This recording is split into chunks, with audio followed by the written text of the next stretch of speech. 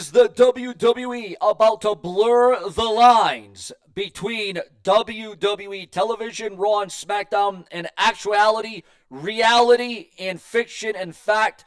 Are we going to get more realism? Are we going to get more credible? Are we going to get real, more mature, like you see in Hollywood, like you see in the movies, where you see stabbings and killings and death and all this other stuff? You see blood, you see brutality. Are we going to see this next era of professional wrestling really take on a Hollywood-like scheme right before our very eyes? We're going to unravel all the developing rumors and details, the backstage speculation that is running rampant, especially when Raw moves to Netflix. Are we going to get realistic storylines that include death, that include the killing off of a character, that include cancellations of wrestlers? Guys, I know that probably would be the next thing that the WWE would go to. I mean, we saw Vince McMahon killed off in a limousine. We saw a stabbing. We've seen real-life stabbings. We saw John Cena get stabbed in storyline. There have been deaths by killings and knives and stuff of that nature.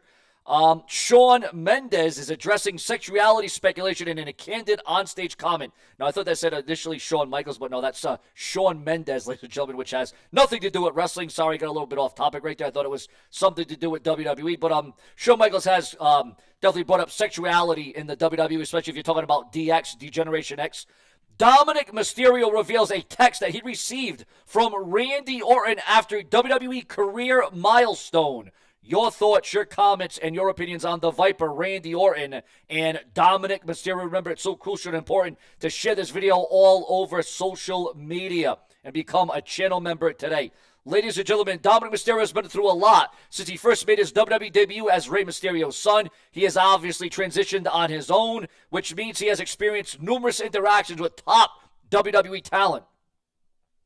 I think it definitely changed as my career has evolved, but in my moment, top of my mind, I can think of Randy Orton has always been there as far as texting me. Even before he came back, he'd always text me. I remember when I turned on my dad, and he was one of the first people to text me like, hell yeah, enjoy the ride, kid. Receiving an endorsement from Randy Orton added to the significance of Mysterio's heel turn. After all, the Viper is known for his dramatic transitions into the heel side of the roster as well. That vote of confidence as much war and much more has propelled Dirty Dom to new heights as one of the WWE's top bad guys in the industry. Also, a massive return is being discussed. Yes, ladies and gentlemen, according to the dirt sheets, the websites, and the newsletters, remember, it's so important. It is so crucial to become a channel member today. Subscribe and share this video all over social media. WWE is planning a significant event at the former ECW Arena on November the 6th, opting to hold the show on a Wednesday to avoid competing with the U.S. presidential election. The company is expected to put considerable effort into drawing attention to the event. WWE has already announced that Dawn Marie, an ECW legend, will be involved in Bully Ray making an appearance at NXT's Halloween Havoc. Will Bully Ray wrestle at this NXT event? Only time will tell. Sean Ross Sapp reported on Fightful Select that WWE has reached to an additional ECW personalities for the event. There has also been a pitch for a tag team match involving Lita, who appeared in ECW. This proposed match could feature an 8 or 10 woman tag team match. Lita was seen at the 2300 Arena last week, though, and it was reported that her presence was for unrelated reasons. The match pitch was already discussed throughout the week. Lita last competed at WrestleMania 39, where she teamed up with Becky Lynch and Trish Stratus to defeat Damage Control. Lita and Lynch were WWE Tag Team Champions before Lita was written off television. As WWE prepares for the ECW Arena event, it appears that the show will include several surprises. Your thoughts, your comments, and your opinions on that. Also, former WWE star's name floated internally in multiple AEW pitches. Yes, you heard that right, multiple AEW pitches. Your thoughts, your comments, and your opinions on that being the former WWE superstar won the TNA X Division title earlier this year and elevated him to a whole new level. Mustafa Ali then parted ways with TNA Wrestling, and since then he has remained a free agent. So is Mustafa Ali going to be back into the trenches of professional wrestling? Your thoughts, your comments, and your opinions. Also, massive news on the Bloodline. Zillify 2 says that he is destined to be in the WWE. Your thoughts on Zilla Fatu, and is he going to join the real Bloodline, or is he going to join the knockoff Bloodline? And when is Zilla Fatu going to appear in the WWE? Your thoughts, your comments, and your opinions. Obviously, he is making waves elsewhere. Bobby Lashley addresses potential move to AEW. Now, Lashley, it's also been rumored and speculated that, here's what's not rumored and speculated. There's a lot of feeling that WWE really dropped the ball with Bobby Lashley. However, you can't say that WWE is racist because he was the WWE champion. Kofi Kingston was a WWE champion. Roman Reigns was a WWE champion. The Rock was a WWE champion. I mean, many black performers were champions in the industry. So to say that WWE was racist, listen, did they drop the ball with Bobby Lashley? Yeah, I would say so. But as it concerns them being racist, no way. Indie promotion criticizes WWE's new developmental program. There is no fast track to the big leagues because the WWE has announced this new indie partnership that is supposed to bring rise to multiple wrestlers around the globe. Jeff Jarrett reveals his picks for retirement match opponents. Your thoughts, your comments, and your opinions. Also, TNA locked-in tag team title match as Bound for Glory main event weeks in advance. Your thoughts, your comments, and your opinions on that. How far in advance TNA decided that Joe Hendry wasn't winning the world title at Bound for Glory. Your thoughts, and we know he's popular, we know he's over, we know people want to see him as a world champion, but it just wasn't in the cards at this stage of the game. Also, WWE's long-term plans for indie wrestling developmental program revealed. Dominic Mysterio addresses hate for children. I just super kick the kid and walk away. That's what he says, guys. That's what Dominic Mysterio is putting online right there. That's out of his own mouth, his own words.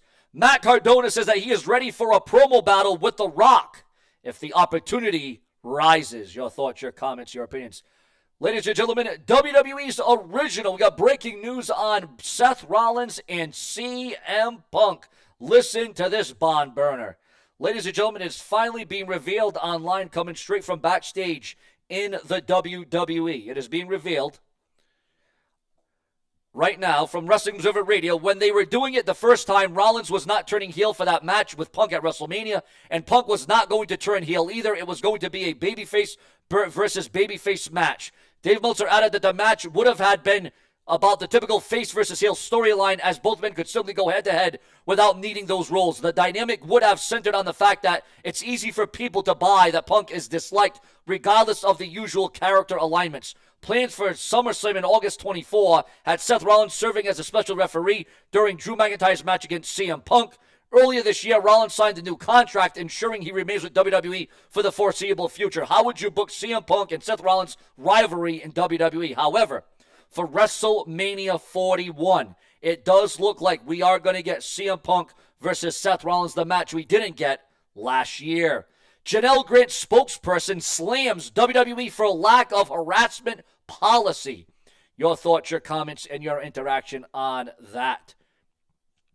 It is outrageous that WWE claims to have improved their workplace environment. You have no visible sexual harassment or workplace conduct policies listed on their website. This means WWE employees have no reference for appropriate behavior and no visible guidelines to report abuse. This is yet another example of WWE's carelessness and failure to protect their employees, and we can only hope no one is harmed by this dangerous oversight. WWE employees deserve better. The federal lawsuit is currently on hold pending federal investigation and will later resume this year. In the meantime, Vince McMahon has been trying to fix his tarnished reputation, but the Netflix documentary did him no favors. Regardless, we'll have to wait and see how the trafficking lawsuit will progress once the federal investigation concludes. Your thoughts, your comments, and your opinions. Also, who has turned down the WWE Hall of Fame? And no, it's not Vince Russo. This time, it's two other major names in the industry. Ladies and gentlemen, according to the dirt sheets, the websites, and the newsletters, according to sources and the sources of the wrestlers themselves,